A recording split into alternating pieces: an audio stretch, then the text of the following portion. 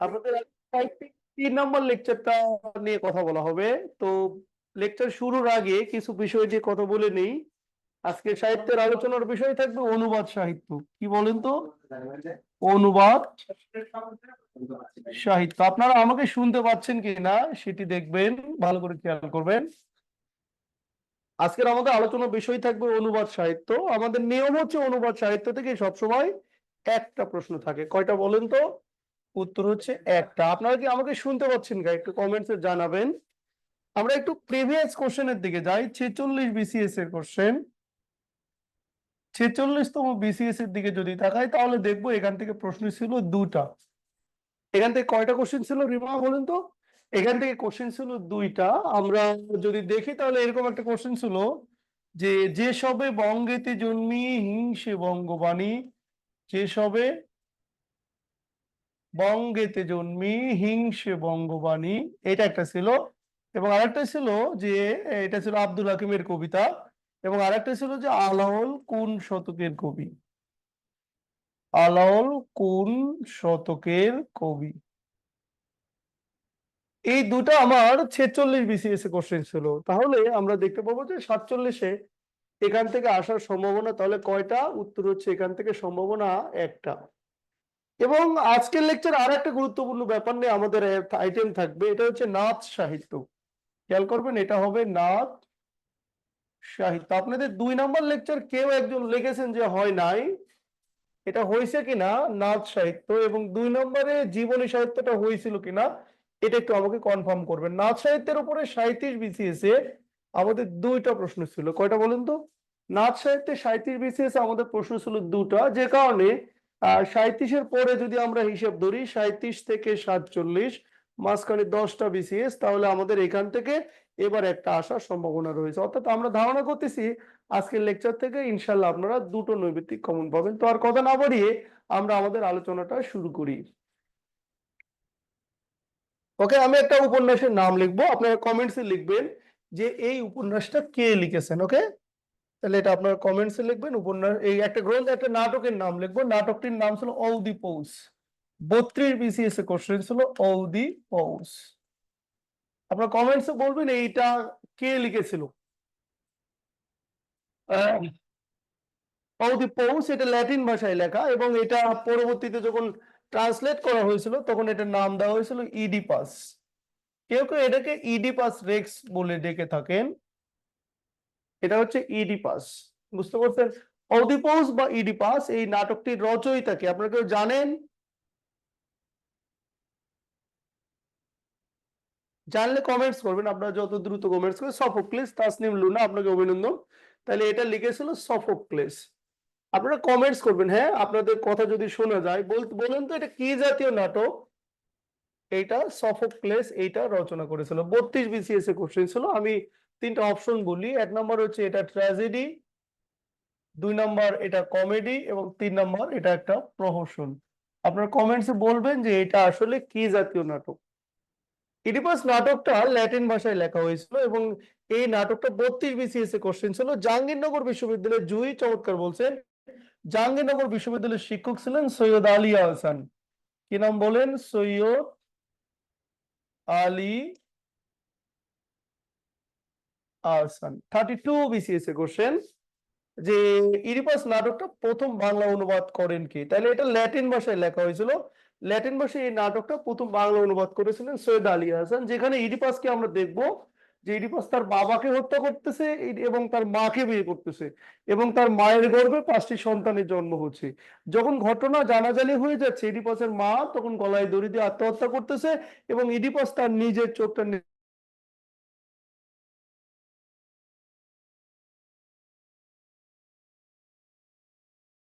ছিল। এটা আমাদের 32 বিসিএস এ কোশ্চেন ছিল যে ইডিপাস নাটকটা আসলে কে লিখেছিল। এটা লিখেছিল সফোক্লেস, এবং এটার বাংলা অনুবাদ করেছিলেন কে? সৈয়দ আলী হাসান। আপনাদের মাথায় রাখবেন আমাদের অনেকগুলো রাইটার কিন্তু এই সময়ে অনেকগুলো রাইটার চেঞ্জ হয়ে যাবে, বা বাংলা সাহিত্যে অনেকগুলো যেগুলো প্রগতিশীল আমরা ধরে থাকি, যেগুলো মুক্তিযুদ্ধের ধ্যান ধারণা কেন্দ্রিক খুব বেশি পরিমাণে গোঁড়ামি নিয়ে কথা বলতো, যারা অত্যধিক মাত্রায় বঙ্গবন্ধুকে নিয়ে লেখালেখি করতো, এই জাতীয় কিছু রাইটার আমাদের বদলে যাবে বা চেঞ্জ হয়ে যাবে। এর মধ্যে আমাদের শওকত ওসমান থাকবে, সৈয়দ ওয়ালিউল্লাহ থাকবে, শামসুর রহমান থাকবে, নির্মলেন্দু গুণ থাকবে, রফিক আজাদ থাকবে, আব্দুল গাফফার চৌধুরী থাকবে, এম আর আক্তার মুকুল থাকবে। এই জাতীয় কিছু কিছু রাইটার আমাদের এখন প্রয়োজনীয়তা কমে যাবে, এগুলো আপনাকে ধরতে হবে, বুঝছেন?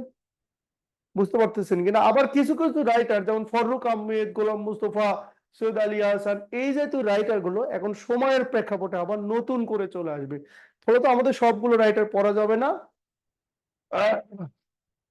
তাহলে আসেন, সৈয়দ আলী আহসানের বিখ্যাত একটা গ্রন্থের নাম ছিল আমার পূর্ব বাংলা।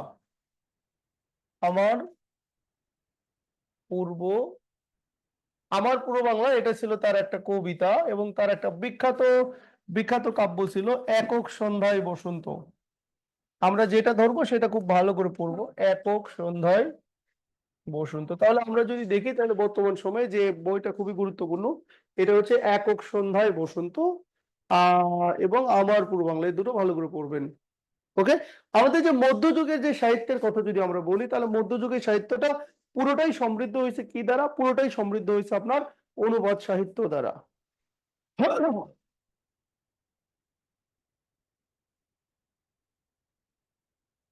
ওকে, আসেন। আলহামদুলিল্লাহ, মধ্যযুগের সাহিত্যের দিকে যদি আমরা তাকাই তাহলে দেখবো সাহিত্য, হ্যাঁ, এই সাহিত্যের একটা অন্যতম ভাগ হচ্ছে কাব্য। কি নাম? কাব্য। কাব্যকে আমরা আবার দুই ভাগে ভাগ করব। একটা হবে মহাকাব্য, আপনারা কমেন্টসে লিখবেন মহাকাব্যের ইংরেজিটা কি, এবং আরেকটা হবে গীতিকাব্য। আমি একটাও অপ্রয়োজনীয় তথ্য আপনাকে শেখাবো না। আরেকটা হবে গীতি কাব্য। এখান থেকে প্রায় সময় কোশ্চেন আসে। মহাকাব্যের ইংরেজি এস চৈতি আপা লিখেছেন, আপনি জুই লিখেছেন ইপিক, আর গীতিকাব্য হচ্ছে লিরিক। লিরিক, আচ্ছা, আপনাদের জন্য কোশ্চেন হচ্ছে, আমি একটা বইয়ের নাম বলতেছি, এটা হচ্ছে লিরিক্যাল ব্যালেডস। এটা টানা দুইবার কোশ্চেন আসে। আপনাদের জন্য প্রশ্ন হচ্ছে এটা কে লিখেছেন এবং কত সালে লিখেছেন। টানা দুই বিসিএস এ কোশ্চেন ছিল, তাহলে একটু কমেন্টসে বলবেন যে লিরিক্যাল ব্যালেডসটা কে লিখেছে। 44 বিসিএস এ কোশ্চেন ছিল এটার বৈশিষ্ট্য। মহাকাব্যের তিনটা বৈশিষ্ট্য খুবই গুরুত্বপূর্ণ, এর মধ্যে এটা একটা লেখা হবে, এটা বীর রসে রচিত হবে। কোন রসে? বীর রসে। 37 বিসিএস এর কোশ্চেন ছিল এটা, বুঝতে পারছেন? ওয়াটসওয়ার্থ 1798 সালে। চমৎকার বলছেন। আমাদের বাংলা ক্লাস মানে যে শুধু বাংলা ক্লাস তা না, বাংলা ক্লাস মানে এর সাথে সাথে আমরা অন্যান্য বিষয়গুলো নিয়েও কথা বলবো। তাহলে দেখবেন মহাকাব্য কোন রসে লেখা হবে, উত্তর হচ্ছে বীর রসে লেখা হবে। 37 বিসিএস এ প্রিলির কোশ্চেন ছিল। আচ্ছা, এবং আরেকটা বিষয় মাথায় রাখবেন, মহাকাব্যের সর্বনিম্ন 9টা এবং সর্বোচ্চ 30টা স্বর্গ থাকবে। আপনারা এই পর্যন্ত বুঝছেন কিনা? এবং মহাকাব্যের নায়ক হবে ধীরোদাত্ত গুণ সম্পন্ন। 44 বিসিএস এর রিটেনের কোশ্চেন ছিল যে মহাকাব্যের তিনটা বৈশিষ্ট্য লিখুন, এটাতে 3 মার্কস। এটা 44 বিসিএস এর রিটেনের কোশ্চেন, এবং এখান থেকে প্রিলির কোশ্চেন আসে। আমি সবসময় বলে থাকি, আপনি যদি রিটেনে কোশ্চেন সলভ করেন তাহলে প্রিলির কোনো প্রশ্ন আপনাকে আটকানো সম্ভব না, সম্ভব না এবং সম্ভব না। এইটুকু বুঝছেন কিনা নাজমুল ভাই, না নাইমুল ভাই? মহাকাব্য আমারও দুই প্রকার, আপনারা মাঝে মাঝে একটু ওকে টোকে লিখবেন, তাহলে যেহেতু আপনাদের সাথে দেখা সাক্ষাৎ নেই। মহাকাব্য আমারও দুই প্রকার, একটা হচ্ছে জাত মহাকাব্য আর একটা হচ্ছে সাহিত্যিক মহাকাব্য। আরেকটা কি? আরেকটা হবে সাহিত্যিক মহাকাব্য। আহ, চৈতি, আপনি কই আছেন? আচ্ছা, বিষয়টা হলো তারপরে জুই। আচ্ছা, বিষয়টা হলো আমি আপনাকে বলি মহাকাব্যের ফজিলতটা আমি একটু আপনাকে বলে নেই। মহাকাব্য থেকে দেখবেন, আপনি যদি খেয়াল করেন তাহলে দেখেন যে বিজোড় বিসিএস গুলোতে মহাকাব্য, এই যে ধারাটা দেখতেছেন, এই ধারা থেকে বিজোড় বিসিএস এ কিন্তু একটা কোশ্চেন থাকে। তার মানে আপনি ধরে নিতে পারেন 47 এখান থেকে একটা কোশ্চেন থাকবে। বুঝতে পারছেন? মহাকাব্য আবার দুই প্রকার, একটা জাত মহাকাব্য আর একটা সাহিত্যিক মহাকাব্য। জাত মহাকাব্য দুইটি, কয়টি? দুইটি। আর সাহিত্যিক মহাকাব্য বাংলাদেশে পাশ্চাত্যে কয়টি? প্রাচ্যে কয়টি? প্রাচ্যে হচ্ছে 6টি। তাহলে আমরা কি বললাম? মহাকাব্য দুই প্রকার, একটা জাত মহাকাব্য আর একটা সাহিত্যিক মহাকাব্য। জাত মহাকাব্য হচ্ছে দুইটি, এর মধ্যে একটা হচ্ছে রামায়ণ, আর 2 নম্বর হচ্ছে মহাভারত।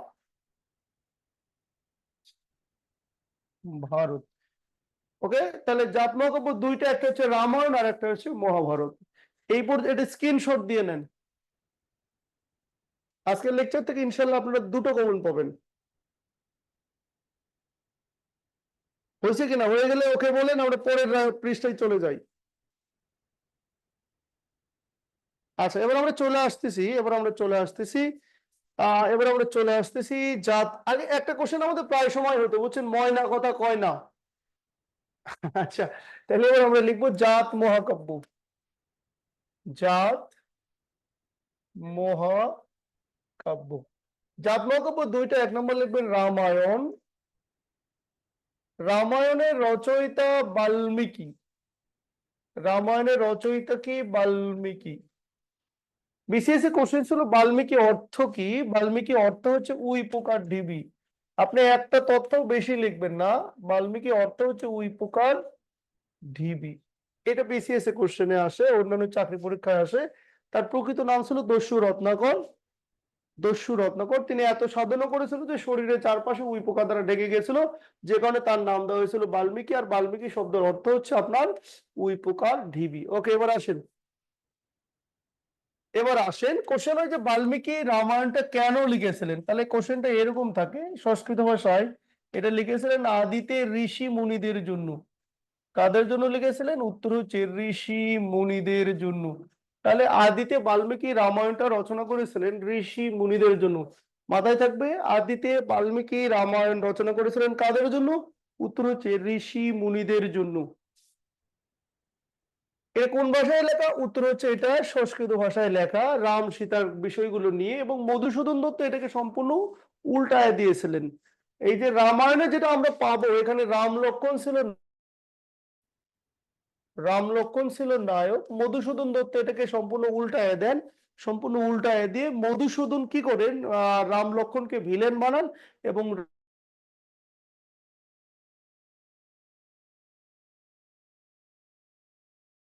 বাংলা অনুবাদ করেন কৃত্তিবাস ওঝা। এটা আপনার যতটা ইনফরমেশন হিসেবে আসে তার চেয়ে বেশি বাক্য শুদ্ধিকরণে আসে। রামায়ণ অনুবাদ করে প্রথম মহিলা কবি হচ্ছে চন্দ্রাবতী। লিখবেন রামায়ণ অনুবাদ করে প্রথম মহিলা কবির নাম লিখবেন চন্দ্রাবতী। তাহলে আমরা দেখলাম যে রামায়ণ এটি রচয়িতা বাল্মীকি। বাল্মীকি অর্থ উই পোকার ঢিবি। এটা আদিতে ঋষি মুনিদের জন্য তিনি লিখেছিলেন। এর প্রথম কবি হচ্ছে কৃত্তিবাস ওঝা এবং প্রথম মহিলা কবির নাম হচ্ছে আপনার চন্দ্রাবতী। এটা খুবই গুরুত্বপূর্ণ একটা ব্যাপার। ওকে, ওকে কি না বলেন? আহ আচ্ছা, এবার আপনার কোশ্চেন হচ্ছে মেঘনাদ বধ কাব্যের নায়ক কে? মেঘনাদ বধ বিসিএস এ কোশ্চেন, কাব্যের নায়ক কে? মেঘনাদ বধ কাব্যের প্রকাশ সাল। মেঘনাদ বধ কাব্যের সর্গ সংখ্যা। মেঘনাদ বধ কাব্যের রস।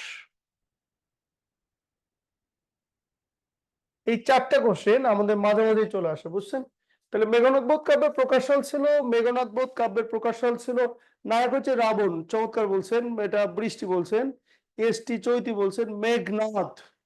আসলে চৈতি আপনি কোথা থেকে বলতেছেন? আপনার বানানটার ব্যাপারে একটু মনোযোগ দিতে হবে। এই যে দেখেন, আপনার বানানটা ভুল হয়েছে, বুঝছেন? এই নাথ মানে কিন্তু স্বামী। স্বামী। যখন রাবণের ছেলে জন্মগ্রহণ করেছিল তখন ভয়ানক ভাবে গর্জন করেছিল, যে কারণে নাথ।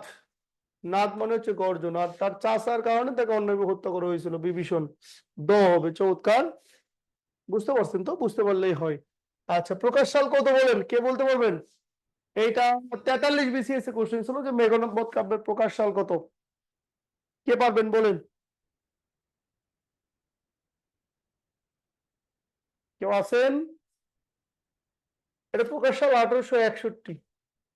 মেঘনাদ বধ কাব্যের প্রকাশ সাল 1861। চমৎকার। এবং এটা 37-এর কোশ্চেন ছিল। এটা রস কি? এটা রস হবে বীর রস। এটা স্বর্গ 44 বিসিএস এ কোশ্চেন ছিল। এটা স্বর্গ ছিল আপনার 9টা স্বর্গ। 9টা স্বর্গ ছিল। চমৎকার। ওকে, পরের বিষয়ে যাই।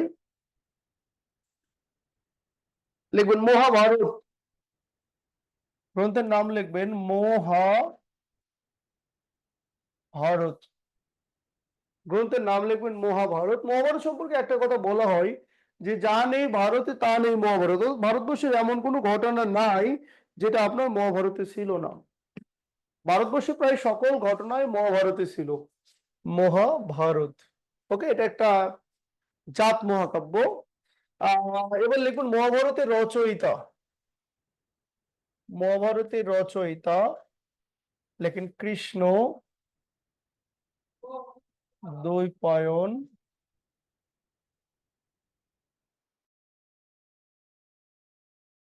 মহাভারতের রচয়িতা হচ্ছে কৃষ্ণ দ্বৈপায়ন বেদব্যাস। মহাভারতের রচয়িতাকে উত্তর হচ্ছে কৃষ্ণ দ্বৈপায়ন বেদব্যাস। এবার এটা প্রথম বাংলা অনুবাদ করেন, এটা 36 BCS এ কোশ্চেন। প্রথম অনুবাদ করেন গোবিন্দ পরমেশ্বর। গোবিন্দ পরমেশ্বর। মহাভারত প্রথম বাংলা অনুবাদ করেন কে? গোবিন্দ পরমেশ্বর। এবং বিসিএস এ কোশ্চেন ছিল যে গোবিন্দ পরমেশ্বর গ্রন্থের নাম কি? গোবিন্দ পরমেশ্বর গ্রন্থের নাম ছিল পরাগলি মহাভারত। পরাগলি মহাভারত। মহাভারতের শ্রেষ্ঠ অনুবাদক, শ্রেষ্ঠ অনুবাদকের নাম ছিল কাশিরাম দাস। কাশিরাম দাস। স্যার আগামী, আমি কথা শুনতে পাচ্ছি না। আপনাদের সবারই কি একই রকম হচ্ছে নাকি বলেন তো?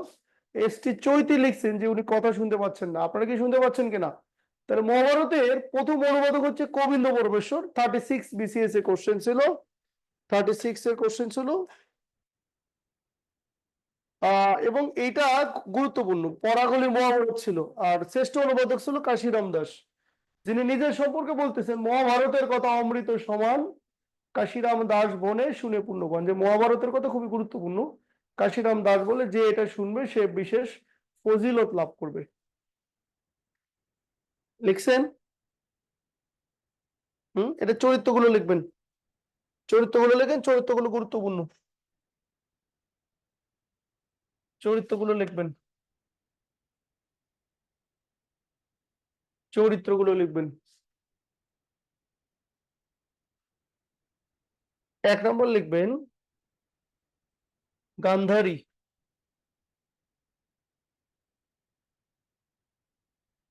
1 নম্বরে লিখবেন গান্ধারী। 2 নম্বরে হবে কুন্তি। 3 নম্বরে হবে দ্রৌপদী।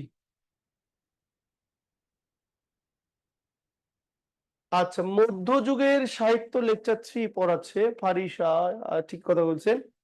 ওকে, এবার আসেন দ্রৌপদী। তারপরে লিখবেন ঘটোৎকচ। ঘটোৎকচ। অভিমন্যু, এখান থেকে কিন্তু প্রশ্ন হয়, চরিত্র থেকে কোশ্চেন হয়, বুঝছেন? অভিমন্যু। 5টা লিখলেই হয়ে যাবে। আপনাদের লেখা হয়েছে কিনা? গান্ধারী, গান্ধারী ছিল যে আপনার ধৃতরাষ্ট্রের স্ত্রী। তার স্বামী অন্ধ ছিল বলে তিনি সারা জীবন চোখে পটি বেঁধে রাখতেন। ধৃতরাষ্ট্রের স্ত্রী। কুন্তী ছিল পাণ্ডুর স্ত্রী। দ্রৌপদী 37 BCS এ কোশ্চেন। কোন BCS এ কোশ্চেন? 37 BCS এ কোশ্চেন ছিল। দ্রৌপদী ছিল রাজা দ্রৌপদের কন্যা। দ্রৌপদী ছিল রাজা দ্রৌপদের কন্যা। তিনি আবার পাঞ্চাল রাজের কন্যাও ছিলেন, যে কারণে তার নাম ছিল পাঞ্চালী। তাকে আবার কেউ পাঞ্চালী বলেও ডাকতো। তাহলে দ্রৌপদী লিখবেন পঞ্চ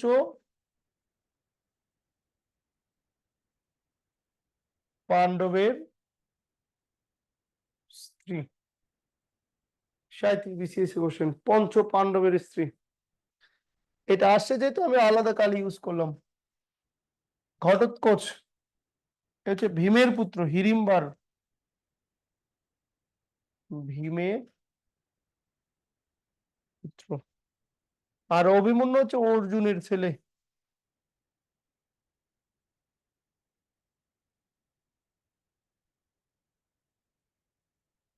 অভিমন্যু হচ্ছে অর্জুনের পুত্র।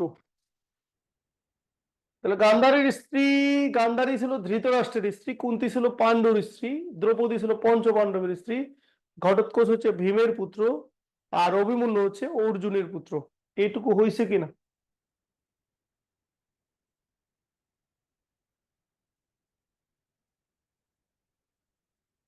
হয়ে গেলে ডান লিখবেন।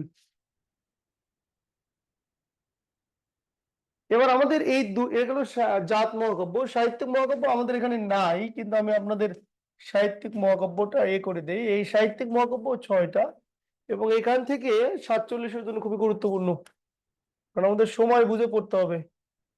47তমর জন্য এই জায়গাটা জায়গাটা গুরুত্বপূর্ণ। সাহিত্যিক মহাকাব্য সুন্দর করে লিখবেন। এক হচ্ছে মেঘনাদ বধ কাব্য, এটা নিয়ে বিস্তারিত লেখাই হয়েছে। মেঘনাদ বধ কাব্য 1861,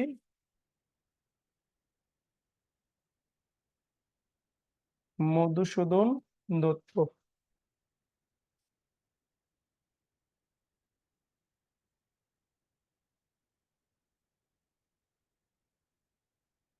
মহাশ্মশান। 2 নম্বর হচ্ছে মহাশ্মশান, এটা 1904 সালে প্রকাশিত হয়েছিল, এবং এটি রচয়িতা হচ্ছে কায়কোবাদ। কায়কোবাদ। আর সময় পেলে প্রাচীন যুগের সাহিত্য আলোচনা করে দেবেন। প্রাচীন যুগের সাহিত্য হুজাইফা আক্তার। প্রাচীন যুগের সাহিত্য লেকচারটা কে নিয়েছিল বলেন তো? প্রাচীন যুগ থেকে একটা কোশ্চেন আসবে, তবে এবার দুটো আসার সম্ভাবনা বেশি রয়েছে। কারণটা হচ্ছে এবার দুটো আসবে। 43 থেকে 2টা এসছে, 43-এ 3টা এসেছিল তো, যে কারণে 45 এবং 47 চর্যাপদ থেকে দুটো কোশ্চেন আসবে। তবে এবার আপনার ধরেন লেখক কেন্দ্রিক বাদ আসবে, কারণ গতবারকার কোশ্চেন ছিল যে আপনার হরপ্রসাদ শাস্ত্রী গ্রন্থের নাম থেকে কোশ্চেন ছিল তৈল প্রবন্ধ। তাহলে এবার আপনার হরপ্রসাদ শাস্ত্রী ব্যক্তি কেন্দ্রিক প্রশ্ন হবে না, এবার আপনার ভিতরেরটা। তার সাহিত্য একটা ক্লাসই হয়েছে, এটা কে নিয়েছিল, কোন টিচার নিয়েছিল, আপনার মনে আছে কিনা? আপনাদের কোনো জায়গায় যদি ল্যাকিংস থাকে তাহলে বলবেন, আমি বলে দেবো। তবে আমি কিন্তু আবার বেশি পড়াই না, বুঝছেন তো। মহাশ্মশান 1904, এটা গুরুত্বপূর্ণ, আপনারা একটু মাথায় রাখবেন। এটা তৃতীয় পানিপথের যুদ্ধ নিয়ে লেখা। আপনারা কেউ কইতে পারবেন এটা কত সালে হয়েছিল? জুয়েল স্যার নিয়েছিলেন, আচ্ছা। যদি মনে করেন যে আমার আর কাজ করা দরকার, তাহলে 1761 তৃতীয় পানিপথের যুদ্ধ নিয়ে লেখা। 3 নম্বর ছিল বৃত্ত সংহার। বৃত্ত সংহার, এটা রচয়িতা ছিল হেমচন্দ্র বন্দ্যোপাধ্যায়। হেমচন্দ্র বন্দ্যোপাধ্যায়, রচয়িতা হচ্ছে হেমচন্দ্র বন্দ্যোপাধ্যায়। 4 নম্বর হচ্ছে রৈবতক, এটা কিন্তু আমাদের লেকচারের মধ্যে নাই, কিন্তু আমার এখান থেকে কোশ্চেন আসবে। কুরুক্ষেত্রটা 37-38 কোশ্চেন ছিল। রৈবতক, কুরুক্ষেত্র, প্রভাস। আমি একটা সংলাপ বলবো, আপনাদের বলতে হবে এটা কার সংলাপ। স্বর্গে দাসত্ব করার চেয়ে নরকে রাজত্ব করা ভালো। স্বর্গে দাসত্ব করার চেয়ে it is better to reign in hell than serve the heaven. স্বর্গে দাসত্ব করার চেয়ে নরকে রাজত্ব করা ভালো, উক্তিটি কার? শয়তান জন মিল্টনের। হ্যাঁ, ভালো কথা বলছেন, জন মিল্টন এটা কোথায় কইছে? মাহমুদা হুসাইন মিম। জানেন আপনি এটা প্যারাডাইস লস্ট? আচ্ছা, একবার কোশ্চেন ছিল বুঝছেন, প্যারাডাইস লস্টের বিষয়টা কি ডক্টর ফাইরুজ? আপনি জানেন একবার কোশ্চেন ছিল যে প্যারাডাইস লস্টের মূল থিমটা কি? Justify the way of god women. 5 নম্বর লিখবেন স্পেন বিজয়। স্পেন বিজয়, ইসমাইল হোসেন।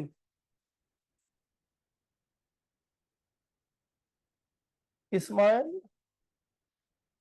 এখন আপনার যেটা আপনার জন্য সবচেয়ে গুরুত্বপূর্ণ, আসলে সবচেয়ে গুরুত্বপূর্ণ কি? সবচেয়ে গুরুত্বপূর্ণ হচ্ছে যে আমি 47 পরীক্ষা দেবো, তাহলে 47 পরীক্ষার জন্য আমার ধারাটা ঠিক রাখতে হবে, যে বিগততে কোন ধারাতে কোশ্চেন আসে আর বিগত কোন ধারাতে কোশ্চেন আসে। আপনি যদি খেয়াল করেন 44-এ যে জায়গা থেকে কোশ্চেন আসছে, 46-এ কোশ্চেন ঠিক সেম জায়গা থেকে আসছে। 45-এ কোশ্চেন যে জায়গাগুলোতে টাচ করছে 47-এ ঠিক ওই জায়গাতে কোশ্চেন আসবে। যেখানে 45 টাচ করছে 46 কিন্তু ওই জায়গাটা আসেনি। প্রত্যেকটা দুটো অ্যাঙ্গেল আছে, অ্যাঙ্গেল গুলো আপনার ধরাটা গুরুত্বপূর্ণ। আপনি এভাবে 145টা অ্যাঙ্গেল ধরে ফেলেন প্রত্যেকটা সাবজেক্ট মিলে, তাহলে আপনার জন্য প্রিপারেশনটা সোজা হয়ে যাবে। আচ্ছা, স্পেন বিজয়, আর একটা হচ্ছে কাশেম বধ। কাশেম বধ এটা হামিদ আলী।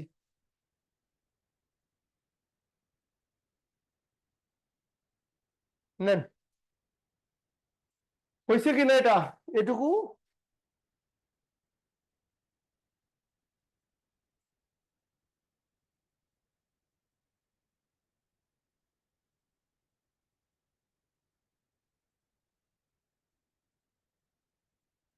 আপনারা ঢাকার কাছাকাছি কেউ আছেন কিনা? ঢাকার কাছাকাছি কেউ যদি থাকেন তাহলে আপনারা একটা ইয়ে নিয়ে আসেন, ডাইজেস্ট নিয়ে আসেন। আমি আপনাদের আইটেম গুলো টাচ করে দেবো, ওই আইটেম আমি 145টার মতো আইটেম টাচ করে দেবো, ওই আইটেম গুলো বেশি করে পড়েন।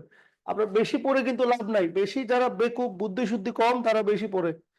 বিসিএস প্রিলির জন্য আসলে বেশি পড়তে হয় না, কম পড়তে হয়। অভিজ্ঞতার জায়গা থেকেই বলতেছি, আপনার প্রচুর পড়ার চাইতে প্রচুর বাদ দেওয়া শিখতে হয়। যে মানুষটা বাদ দিতে পারে, আমি অধিকাংশ সময় জগন্নাথ হলে কাটাই, ঢাকা বিশ্ববিদ্যালয়ের জগন্নাথ হলে। আমি যেহেতু বুয়েট কলেজে চাকরি করি, আপনি আসার আগে আমাকে একটা কল দিন, জব সলিউশন নিয়ে আসবেন। জব সলিউশন না, ডাইজেস্ট নিয়ে আসবেন, ডাইজেস্ট। ডাইজেস্ট নিয়ে আসবেন আর একটা মার্কার নিয়ে আসবেন, আমি আইটেম গুলো ধরে দেবো আপনাকে। এবার আপনি কাজ কি করবেন, ওই আইটেম গুলো একটা টাইম ধরেন যে প্রতিদিন আমি 4 মার্কস করে পড়বো। আমি এখানে ধরেন আপনাকে যদি 50টা আইটেম ধরে দেই, তাহলে আপনি যদি প্রতিদিন 4 মার্কস করে পড়েন, তাহলে 4 মার্কস করে পড়লে আপনার কিন্তু এখানে 42 থেকে 43 দিনের মধ্যে আইটেম শেষ হবে। একদিন সবাই পড়ুক, আপনি একদিনে একটা পড়বেন, একদিন 4 মার্কস, পরের দিনে 4 মার্কস, এবার যাওয়ার সময় এই 4 মার্কস আবার রিভাইজ দেন। এভাবে আপনারা এই করেন। না, আপনারা যারা বাইরে আছেন তারা তো কিছু করতে পারবেন না। আমি জানি, যিনি যাবেন স্যারের কাছে নিয়ে হ্যাঁ, এটা একটা ভালো কথা বলছেন, সাব্বির ভাই সবাইকে একটা ভালো সমাধান দিয়েছেন। উনি এটা নেতার মতো একটা বুদ্ধি দিয়েছেন। আচ্ছা, তবে আপনারা কেউ শ্রীমঙ্গল বা সিলেট ওই দিকের কেউ আছেন কিনা? আমি শ্রীমঙ্গলে থাকবো 12-13, যদি আপনারা ওইদিকে কেউ থাকেন তাহলে আমি আপনাদের এ করতে পারবো। আচ্ছা, আসেন আমরা এটা চলে গেলো, এবার আমরা চলে আসি কোরআন মাজিদ। কোরআন মাজিদ,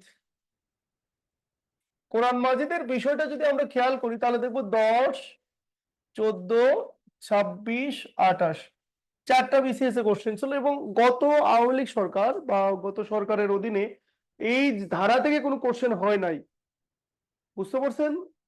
সাব্বির ভাইকে ফলো করেন, সাব্বির ভাই একজন এ করলে হয়ে যাবে। কোরআন মাজিদ এটা চারটা বিসিএস এ টানা কোশ্চেন ছিল, 10, 14, 26, 28, সেখান থেকে কোশ্চেনই হয় তিনটা। 1 নম্বর কোশ্চেন হচ্ছে যে এটা প্রথম বাংলা অনুবাদ করেন ভাই গিরিশ চন্দ্র সেন। ভাই গিরিশ চন্দ্র সেন 1886 সালে কোরআন মাজিদের প্রথম বাংলা অনুবাদ করেন। তাহলে কোরআন মাজিদের প্রথম বাংলা অনুবাদ করেন কে? ভাই গিরিশ চন্দ্র সেন। এবং কত সালে? 1886 সালে। আর একটা কোশ্চেন হয়, অনেক বছর যেহেতু কোশ্চেন হয় না, ফলতে পচা শামুকে পা কাটতেও পারে। আর যেহেতু এখন একটা হুজুরদের বা পীর সাহেবদের একটা ধর্মকেন্দ্রিক ব্যাপার স্যাপার চলে আসছে, তাহলে এবার আমরা লিখবো তিনি তাজকিরাতুল আউলিয়ার বাংলা অনুবাদ করেন। তাজকিরাতুল আউলিয়া, তিনি তাজকিরাতুল আউলিয়ার বাংলা অনুবাদ করেন এবং এটার নাম রাখেন তাপসমালা। কি রাখেন? তাপসমালা। আবারও বলি, তিনি কি করেন, ভাই গিরিশচন্দ্র সেন 1886 সালে কোরআন মাজিদের প্রথম বাংলা অনুবাদ করেন এবং তিনি তাজকিরাতুল আউলিয়ার বাংলা অনুবাদ করেন এবং এটার নাম রেখেছিলেন তাপসমালা। যেখানে এটা বেশ গুরুত্বপূর্ণ, যদি কোশ্চেন আসে তাহলে এর বাইরে যাবে না। এবার লিখবেন শ্রীমদ ভাগবত গীতা। একবারই কোশ্চেন এসেছিল, এখান থেকে আসার সম্ভাবনা নেই। শ্রীমদ ভাগবত গীতা নেই মানে নেই। তারপরে লিখে রাখেন যদি পচা শামুকে পা কাটে, সম্ভাবনা এমনি নাই। এটার প্রথম বাংলা অনুবাদ করেন মালাধর বসু। কে? মালাধর। এই শ্রীমদ ভাগবত গীতার প্রথম বাংলা অনুবাদ করেন মালাধর বসু এবং এটার নাম রেখেছিলেন শ্রীকৃষ্ণ বিজয়। কি রেখেছিলেন? শ্রীকৃষ্ণ বিজয়। শ্রীকৃষ্ণ বিজয়। নাইমুল ইসলাম ভাই লিখছেন, আগের স্লাইডটা আরেকবার নেন, একটু স্ক্রিনশট দেবেন। কোরআন মাজিদের সেকেন্ড লাইনটা কেউ বলবেন প্লিজ। এই যে দেখেন, ভাই গিরিশচন্দ্র সেন তাস্কেরাতুল আউলিয়ার বাংলা অনুবাদ করেছিলেন। আবারও দেখেন, শরীফুল ইসলাম ভাই, তাহলে দেখবেন তাস্কেরাতুল আউলিয়ার প্রথম বাংলা অনুবাদ করেন এবং তিনি এটার নাম রেখেছিলেন তাপসমালা। তাপসমালা এটা একবার বিসিএস এসেছিল, সম্ভবত 28 বিসিএস কোশ্চেন ছিল এটা, যে ভাই গিরিশচন্দ্র সেন তাস্কেরাতুল আউলিয়ার বাংলা অনুবাদ করে এটার নাম কি রাখেন, তাপসমালা, অথবা তাপসমালা নামক এই গ্রন্থের রচয়িতাকে ভাই গিরিশচন্দ্র সেন। হয়েছে নাইমুল ভাই? আচ্ছা, এবার দেখেন শ্রীমদ ভাগবত গীতা। আপনারা দেখুন যে মহাভারতের যুদ্ধের সময় কৃষ্ণ অর্জুনের ঘোড়ার গাড়ি চালাচ্ছিল এবং এই সময় মাঝে মাঝে তিনি গাড়িটা থামায় দিতেন এবং বিশ্ব ব্রহ্মাণ্ডের রহস্যগুলো তাকে বলতেন। এই বিশ্ব ব্রহ্মাণ্ডের যে রহস্য, ইতিহাস, সামাজিক, রাজনৈতিক, অর্থনৈতিক, দর্শন, এই বিষয়গুলোই ছিল আপনার শ্রীমদ ভাগবত গীতা।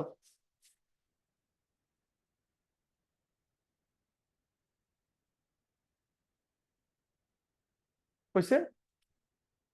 এটা বাংলা অনুবাদ করে নাম রাখেন শ্রীকৃষ্ণ বিজয়, পরে এটার নাম রেখেছিলেন তিনি আবারও, এটার নাম দেন গোবিন্দ, এটার নাম দিয়েছেন গোবিন্দ মঙ্গল। এখান থেকে কোশ্চেন হবে না, পরে রাউন্ডে গেলাম। ওকে, এবার আমরা চলে আসবো আরাকান রাজসভায় বাংলা সাহিত্য। চলে আসেন আরাকান রাজসভায় বাংলা সাহিত্য। আরাকান রাজসভা, আরাকান রাজসভার অপর নাম হচ্ছে পুঁথি সাহিত্য। আমি আপনাকে একটা বিষয় বলি, প্রাচীন যুগ এবং মধ্যযুগের উপরে 197 থেকে 199টা প্রশ্ন বানানো সম্ভব, এর বাইরে কারো পক্ষেই বানানো সম্ভব না। ক্লিয়ার কিনা?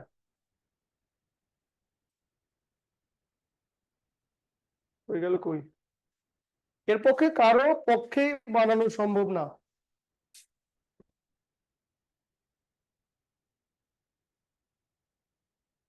দেলোয়ার ভাইকে দ্রুত ডাক দেন, দ্রুত দেলোয়ার ভাইকে ডাক দেন।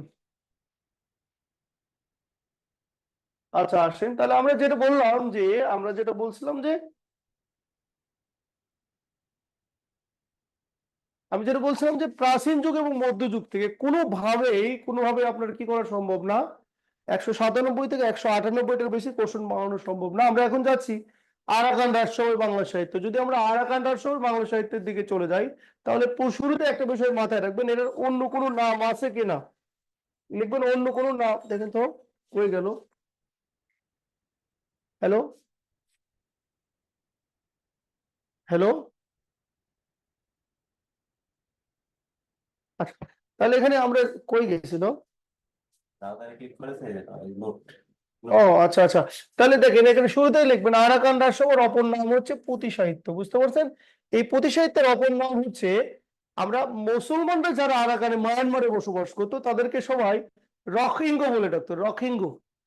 দেখেন মায়ানমারে যারা মুসলমান ছিল এদেরকে বলা হতো রোহাং, এদেরকে বলা হতো রোহাং। রোহাং থেকে এটা হয়ে গেল রক ইঙ্গো, রক ইঙ্গো, রক ইঙ্গো থেকে এটা হয়ে গেল রোসাঙ্গ। তাহলে এটার আরেকটা নাম হচ্ছে রোসাঙ্গ রাজসভায় বাংলা সাহিত্য। তাহলে কি লিখলাম? রোসাঙ্গ রাজসভায় বাংলা সাহিত্য। তাহলে আবারও দেখি, আরাকান রাজসভার অপর নাম হচ্ছে পুঁথি সাহিত্য। আবারও দেখেন, আরাকান রাজসভার অপর নাম পুঁথি সাহিত্য, এটার আরেকটা নাম হচ্ছে রোসাঙ্গ রাজসভায় বাংলা সাহিত্য। এটা আরেকটা নাম হচ্ছে মালাধর বসুর। স্লাইডটা রিপিট প্লিজ, একটু দ্রুত করবেন। এই যে এটা মালাধর বসু, এটা কোশ্চেন আসবে না, বুঝছেন? এখান থেকে কোশ্চেন আসবে না। যে শ্রীমদ ভাগবত গীতার বাংলা অনুবাদ করেন কে? উত্তর হচ্ছে মালাধর বসু। নাম কি রাখেন? শ্রীকৃষ্ণ বিজয়, এবং এটার নাম গোবিন্দ মঙ্গল। এটা গুরুত্বপূর্ণ কিছু না। এবার আসেন, এই জায়গাটা গুরুত্বপূর্ণ। আরাকান রাজসভার অপর নাম পুঁথি সাহিত্য, এটা আর একটা নাম হচ্ছে রোসাঙ্গ রাজসভায় বাংলা সাহিত্য, এবং এটা আর একটা নাম হচ্ছে, এটা আর একটা নাম হচ্ছে রোমান্টিক প্রণয় উপাখ্যান। নাম কি? রোমান্টিক প্রণয়োপাখ্যান। তাহলে এটা আরেকটা নাম হচ্ছে রোমান্টিক প্রণয়োপাখ্যান। তাহলে আবারও দেখেন, আরাকান রাজসভার অপর নাম পুঁথি সাহিত্য, এর আরেকটা নাম রোসাঙ্গ রাজসভায় বাংলা সাহিত্য, এর আরেকটা নাম হচ্ছে রোমান্টিক প্রণয়োপাখ্যান। বুঝতে পারছেন কিনা? তাহলে যদি কোশ্চেন হয়, যেমন 41 বিসিএস এ কোশ্চেন ছিল যে পুঁথি সাহিত্যের কবি কে, পুঁথি সাহিত্যের জনক কে, বা পুঁথি সাহিত্যের প্রাচীনতম কবি কে, 41 বিসিএস এ কোশ্চেন। কোশ্চেন হচ্ছে পুঁথি সাহিত্যের প্রাচীনতম কবি কে। তাহলে এবার যদি দেয় যে আরাকান রাজসভার প্রাচীনতম কবি কে, রোসাঙ্গ রাজসভার প্রাচীনতম কবি কে, রোমান্টিক প্রণয় প্রখ্যানের প্রাচীনতম কে, পারবেন কিনা বলেন? একই উত্তর কিন্তু। ওকে, এখান থেকে দু ধরনের কোশ্চেন হয় যে কার বাড়ি আসলে কোথায়। আচ্ছা, আমরা এখানে কয়েকজন রাইটারের নাম লিখবো, 7জন রাইটারের নাম লিখবো। তার মধ্যে 1 নম্বর লিখবো সৈয়দ হামজা। সৈয়দ হামজা, মাথায় রাখবেন সৈয়দ হামজা আর ফকির গরিবুল্লাহ কিন্তু ভিন্ন ভিন্ন জিনিস, দুজন কিন্তু দু সময়ের। সৈয়দ হামজা হচ্ছে পুঁথি সাহিত্যের প্রাচীনতম কবি, প্রাচীনতম কবি। এটা 41 BCS এ কোশ্চেন ছিল। পুঁথি সাহিত্যের প্রাচীনতম কবি ছিল সৈয়দ হামজা। তার গ্রন্থের নাম ছিল আমির হামজা। তার গ্রন্থের নাম কি? তার গ্রন্থের নাম হচ্ছে আমির হামজা। 2 নম্বর ব্যক্তির নাম লিখবেন আব্দুল হাকিম। আব্দুল হাকিম যেহেতু 46 BCS এ কোশ্চেন ছিল, সেহেতু আমরা তাকে নিয়ে এত মাথা ব্যথা করব না। 46 BCS এ কোশ্চেন ছিল আব্দুল হাকিম। আব্দুল হাকিমের জন্মস্থান নোয়াখালীর সুধারামপুরে। আব্দুল হাকিমের জন্ম নোয়াখালীর কোথায়? নোয়াখালীর সুধারামপুরে। আব্দুল হাকিম নোয়াখালীর সুধারামপুরে জন্মগ্রহণ করেছিলেন। কত সালে? আব্দুল হাকিম নোয়াখালীর সুধারামপুরে 1620 সালে জন্মগ্রহণ করেছিলেন। বুঝতে পারছেন? আব্দুল হাকিম, আবারও বলি, আব্দুল হাকিম নোয়াখালীর সুধারামপুরে 1620 সালে জন্মগ্রহণ করেছিলেন। এটা এখন আর আসবে না। এবং তার কাব্যগ্রন্থের নাম হচ্ছে নূরনামা। কাব্যগ্রন্থের নাম হচ্ছে নূরনামা। বুঝতেছেন ক্লাস কি আপনারা? ক্লাস কেমন লাগতেছে একটু বলেন আপনারা, তাহলে আরো একটু ভালো লাগে। খারাপ লাগলে বলবেন যে কোথায় কোথায় কাজ করতে হবে, আর ভালো লাগলে বলবেন যে ভালো লাগতেছে। তবে ভালো না লাগে খারাপ লাগাটাই আসলে ভালো, কারণ খারাপ লাগলে ওই জায়গাগুলো আমি টাচ করে দেবো। তার কবিতার নাম লিখবেন হচ্ছে বঙ্গবাণী। বঙ্গবাণী। আরে বাহ, আরে বাহ, কোথা থেকে দেখতেছেন আপনি? তাহলে আব্দুল হাকিম নোয়াখালীর সুধারামপুরে জন্মগ্রহণ করেছিলেন 1620 সালে এবং 1690 সালে মারা গিয়েছিলেন। বর্তমানে যেটা আপনার হাতিয়ার মধ্যে পড়ছে, নিঝুম দ্বীপ, যেটা আমাদের এটা এখন আর দরকার নেই। তাহলে আব্দুল হাকিম আমরা কি পড়বো কি পড়বো না? উত্তর হচ্ছে নো, আমরা পড়বো না। 46 BCS এ তার একটা বিখ্যাত উক্তি ছিল, যেসবে বঙ্গেতে জন্মে হিংসে বঙ্গবাণী, সেসবে কাহার জন্ম নির্ণয় ন জানি। অর্থাৎ বাংলাদেশে জন্মগ্রহণ করে যে বঙ্গে জন্মগ্রহণ করে যে বঙ্গ ভাষাকে ঘৃণা করে, তার জন্ম পরিচয় নিয়ে আমার সন্দেহ হয়। এটা আমাদের কোনো প্রয়োজন নাই এবার আর। এবার আসেন, আগেরটা আমাদের কত নম্বর ছিল? আগেরটা ছিল 2 নম্বর। তাহলে এবার আমরা লিখবো শাহ মোহাম্মদ সগীর। 3 নম্বর লিখবেন শাহ মোহাম্মদ সগীর। শাহ মোহাম্মদ সগীরের গ্রন্থের নাম লিখবেন ইউসুফ জুলেখা। কি লিখবেন? ইউসুফ জুলেখা। তাহলে ব্যক্তির নাম লিখবেন শাহ মোহাম্মদ সগীর, তার গ্রন্থের নাম লিখবেন ইউসুফ জুলেখা। লিখছেন? ব্যক্তির নাম লিখবেন শাহ মোহাম্মদ সগীর, শাহ মোহাম্মদ সগীরের গ্রন্থের নাম লিখবেন ইউসুফ জুলেখা। এটার উৎসটা লিখবেন, হ্যাঁ, এটার উৎসটা লিখবেন। এটার উৎস হচ্ছে ফার্সি কবি। বলেন তো ফার্সি মানে কোন দেশ? আমি অপশন দেই, ফ্রান্স না ইরান? ফার্সি কবি মোহাম্মদ জামি। ফার্সি, হ্যাঁ, ভালো কথা বলছেন। ফার্সি কবি মোহাম্মদ জামি একটা বই লিখছেন, আর এটার নাম ছিল ইউসুফ ওয়া জুলাইখা। ইউসুফ ওয়া জুলাইখা। তো এই ইউসুফ ওয়া জুলাইখার বাংলা অনুবাদই ছিল শাহ মোহাম্মদ সগীরের ইউসুফ জুলেখা। আচ্ছা, একটা বিষয় মাথায় রাখবেন, আব্দুল হাকিম বাদে সবার বাড়ি কিন্তু চট্টগ্রাম। ফলত এটা আমি আর আলাদা করে বলতেছি না। ব্যক্তির নাম লিখবেন দৌলত উজির বাহরাম খা। দৌলত উজির বাহরাম খা। ব্যক্তির নাম লিখবেন দৌলত উজির বাহরাম খা। তার গ্রন্থের নাম হচ্ছে লাইলি মজনু। লাইলি, তার গ্রন্থের নাম হচ্ছে লাইলি মজনু। ঠিক আগের মতো এটার উৎস হচ্ছে ফার্সি কবি মোহাম্মদ জামির। আগের মতো, হ্যাঁ, উৎসটা হচ্ছে আগের মতোই ঢুকাবেন, ফার্সি কবি মোহাম্মদ জামির। গ্রন্থের নাম ছিল লাইলা ওয়া মজনুন। লাইলা ওয়া মজনুন। এবার খেয়াল করেন, 40 BCS এ কোশ্চেন ছিল দৌলত উজির বাহরাম খার বাসা কই বলেন? 40 বিসিএস এ প্রিলির কোশ্চেন ছিল যে দৌলতুজির বারংকার বাড়ি কই বা জন্মস্থান কই, কোথায় হবে বলেন তো একটু, একজন কমেন্টস করলেই হয়ে যাবে। নাজমুল ভাই বলেন, অথবা শাকিল আর সুলতানা বলেন। চট্টগ্রাম, চমৎকার। কত বিসিএস? 40 বিসিএস এর কোশ্চেন। তাহলে দৌলতুজির বারাম খাওয়ার কথা বললাম। এবার আমরা লিখবো কোরেশি মাগুন ঠাকুর। কোরেশি মাগুন ঠাকুর কত নম্বর হবে এটা একটু নাম্বারটা বলবেন তো কষ্ট করে। কোরেশি মাগুন ঠাকুর, কোরেশি মাগুন ঠাকুরের উপরে 40 এবং 44 বিসিএস এ কোশ্চেন ছিল। 40 প্লাস 44 বিসিএস এ কোশ্চেন ছিল 5 নাম্বার। চমৎকার, থ্যাংক ইউ জুই, আপনাকে অনেক ধন্যবাদ। আচ্ছা, কোরেশি মাগুন ঠাকুরের গ্রন্থের নাম লিখবেন চন্দ্রাবতী। চন্দ্রাবতী, এটা 40 এর প্রিলির কোশ্চেন ছিল। কোশ্চেনটা এইভাবে ছিল, চন্দ্রাবতী কি? চন্দ্রাবতী কি? ক নম্বরে ছিল কবি, আর গ নম্বরে ছিল আপনার কাব্য। বলেন চন্দ্রাবতী কি? কোরেশি মাগুন ঠাকুরের চন্দ্রাবতীটা কি জাতীয় বই? এটা উত্তরটা বলেন ভাই, বলেন। আরিবা, আরিবা বলেন। শাকিলা সুলতান, আপনি কি শিওর? হ্যাঁ, চন্দ্রাবতী যদি কে চাইতো তাহলে ও তো কবি। আলহামদুলিল্লাহ। যদি চাইতো যে চন্দ্রাবতী কি, তাহলে তাহলে কাব্য, আর কে চাইলে হয় কবি। ভালো বলছেন, ভালো বলছেন। পরের বিষয়ে যাই। কোরেশি মাগুন ঠাকুর, শাহ মোহাম্মদ সগির। আচ্ছা, এবার আসেন, দৌলতুজির বাহরাম খাওয়া চলে গেল। ও আচ্ছা, একটু ব্যাকে যাই। 44 কোশ্চেনটা এভাবে ছিল যে আলাওল, কোশ্চেনটা এভাবে ছিল, আলাওল পদ্মাবতী কাব্যটা লেখার সময়, পদ্মাবতী রচনার সময় কার পৃষ্ঠপোষকতা পেয়েছিল?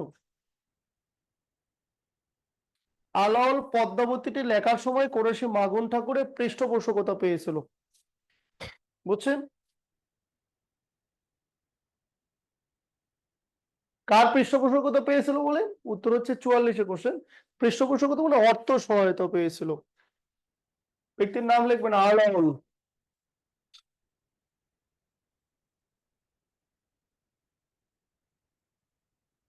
ব্যক্তির নাম লিখবেন আলাওল। আচ্ছা, ক্লিয়ার করি, ব্যক্তির নাম লিখবেন আলাওল।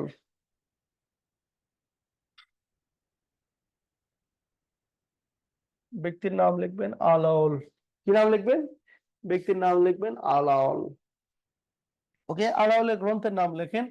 1 নাম্বার লেখেন পদ্মাবতী। পদ্মাবতীর উৎসটা আপনাদের জন্য গুরুত্বপূর্ণ। উৎস, এটা উৎস হচ্ছে হিন্দি কবি মালিক মোহাম্মদ জায়সী।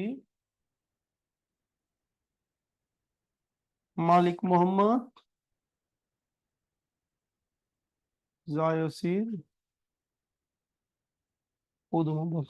তাহলে হিন্দি ভাষার একজন বিখ্যাত কবি ছিল, তার নাম ছিল মালিক মোহাম্মদ জায়সী, এবং তিনি এখানে একটা বই লিখছিলেন, বইটার নাম ছিল পদুমপদ। এটার বাংলায় হচ্ছে পদ্মাবতী। তাহলে দেখবেন হিন্দি কবি মালিক মোহাম্মদ জায়সী, কি হিন্দি কবি মালিক মোহাম্মদ জায়সী একটা বই লিখছিল, বইটার নাম ছিল পদুমপদ। ওকে,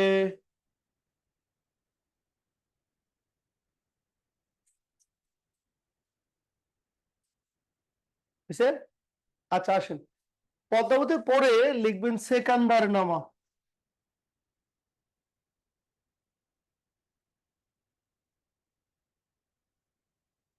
লিখবেন সেকান্দার নামা। তাহলে তার দ্বিতীয় গ্রন্থের নাম লিখবেন, দ্বিতীয় গ্রন্থের নাম হচ্ছে সেকান্দার নামা। প্রথম গ্রন্থের নাম ছিল, প্রথম গ্রন্থের নাম ছিল পদ্মাবতী, তারপর লিখবেন সেকান্দার নামা।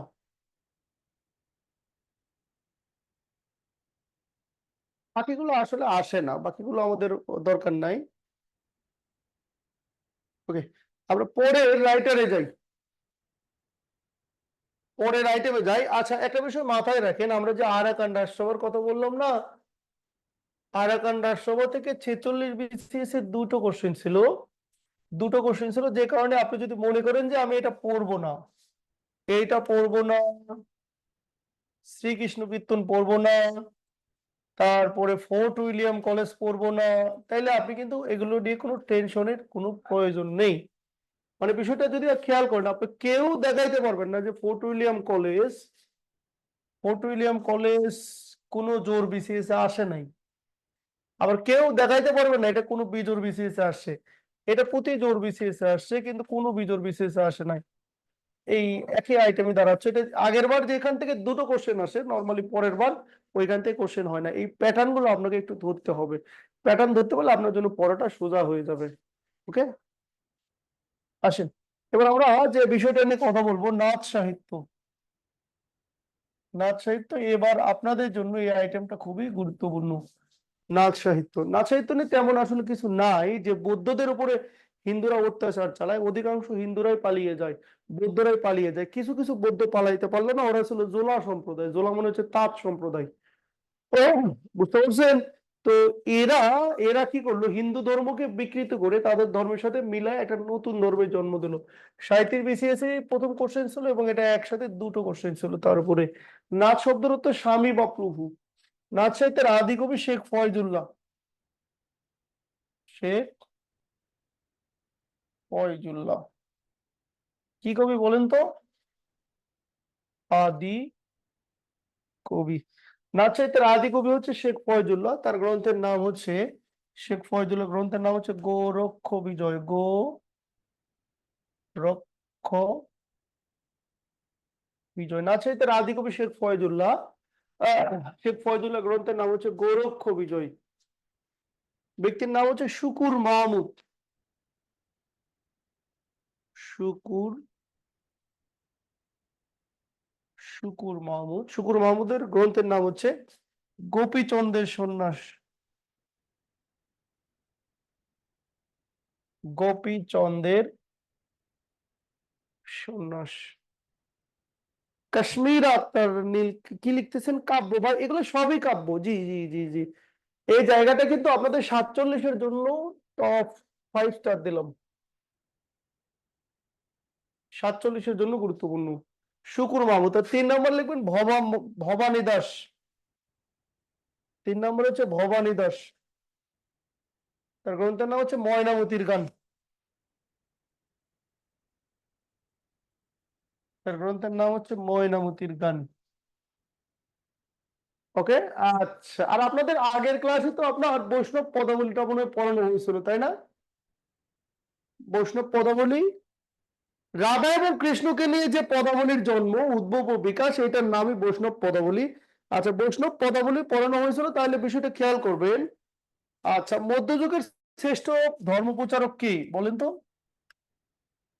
দেন মধ্যযুগে শ্রেষ্ঠ ধর্ম প্রচারক মহাপ্রভু শ্রী চৈতন্য। জন্মগ্রহণ করেছিলেন 1486-তে, মৃত্যুবরণ করেছিলেন 1533-এ। মৃত্যুবরণ 1533। এই শ্রী চৈতন্যের জীবন নিয়ে, তার জীবন নিয়ে যে সাহিত্য, এই সাহিত্যের নামই জীবনী সাহিত্য। যেটাই জীবনী সাহিত্য ওটাই বৈষ্ণব পদাবলী সাহিত্য। একই উত্তর কিন্তু। ওটাই বৈষ্ণব পদাবলী সাহিত্য, ওইটাই মহাজনী সাহিত্য। কি সাহিত্য? ওইটাই মহাজনী সাহিত্য। তাহলে জীবনী সাহিত্যের অপর নাম বৈষ্ণব পদাবলী সাহিত্য, ওইটাই মহাজনী সাহিত্য, ওইটাই চৈতন্য সাহিত্য, ওইটাই আপনার চৈতন্য সাহিত্য। বুঝতে পারছেন? তাহলে আজকের লেকচার আমরা ইতি টানবো। ইতি টানার আগে আপনাদের বলি যে আপনারা কি কি আইটেম পড়বেন। আপনারা মঙ্গল কাব্যের ওই জায়গাটা শেষ, মঙ্গল কাব্যের ওই জায়গাটা ভালো করে ধরবেন, এবং কি করবেন, এই নাচ সাহিত্যটা ভালো করে পড়বেন। কারণ এবার অনুবাদ সাহিত্য যেহেতু আসবে না, ফলত লেকচারটা মোটামুটি ছোটই হয়ে গেছে।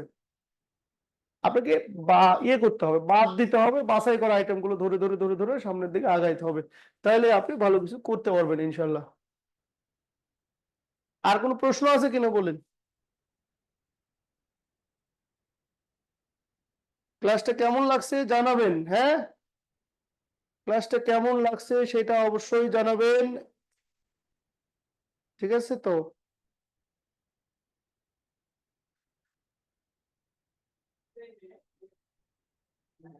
না, আমি বিষয়টা বলি, আপনার নাম্বারটা দিলে ভালো হয়। আচ্ছা, দিচ্ছি, ডাইজেস্ট দাগিয়ে দেবেন প্লিজ। আপনি আসার আগে বুঝছেন, আগে আগের আপনি যদি আসেন তাহলে রবিবার বা মঙ্গলবার, এই দুইটা দিন আমি ফ্রি থাকি। আগামী শুক্রবারটা আমি ফ্রি থাকবো। আগামী শুক্রবার আমি ফ্রি থাকবো। ক্লাস লেকচার 2 হয়নি স্যার। আচ্ছা, যদি না হয়ে থাকে আপনাদের 2, তাহলে আপনি রনি ভাইয়ের সাথে একটু কথা বলে নিন। বুঝতে পারছেন? আমি রবিবার আর মঙ্গলবার আপনার 12:30 থেকে 1:30 পর্যন্ত ফ্রি থাকি। রবি আর মঙ্গল, রবি আর মঙ্গল 12:30 থেকে 1:30 এই সময় ফ্রি থেকে আপনি আপনি চাইলে নীলক্ষেত অফিসে রবিবার থাকবেন স্যার। না, আমি নীলক্ষেতে রবিবার থাকবো না। রবিবারে আমি বুয়েট কলেজে থাকবো, আমার প্রতিষ্ঠানে থাকবো। বুয়েট কলেজে আমি এই সময় থাকবো, নীলক্ষেত অফিসে রবিবার থাকবো। আপনারা যদি কেউ হেল্প বা মানে সহায়তা নিতে চান, তাহলে মানে দাগায় নিতে চান, তাহলে বুয়েট কলেজে আসতে হবে, ইঞ্জিনিয়ারিং কলেজ। মেঘনাদ বধ কাব্যটা আরেকবার বলেন স্যার। আচ্ছা, মেঘনাদ বধ কাব্য 1861-তে প্রকাশিত হয়েছিল। আহ, এটার সর্গ সংখ্যা ছিল আপনার 9টা। এটার নায়কের নাম ছিল রাবণ এবং এটা বীর রসে লেখা।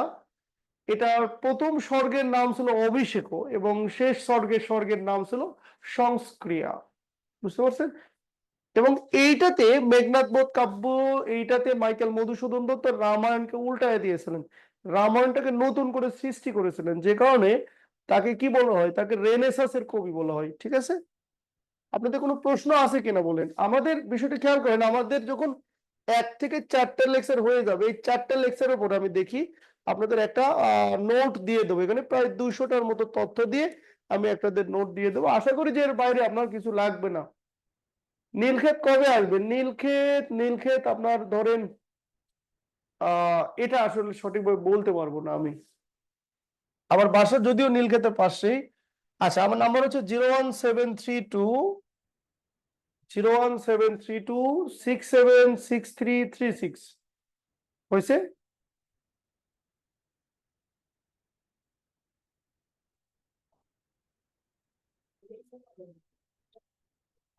+173267636 লিখে দিয়েছি, হ্যাঁ।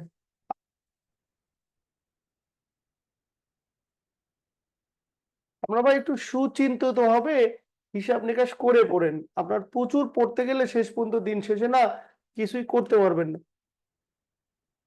হয়েছে কিনা তাহলে মিশে দিলাম আমি, হ্যাঁ।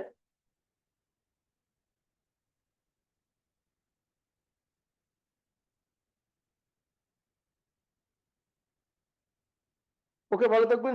আল্লাহ হাফিজ।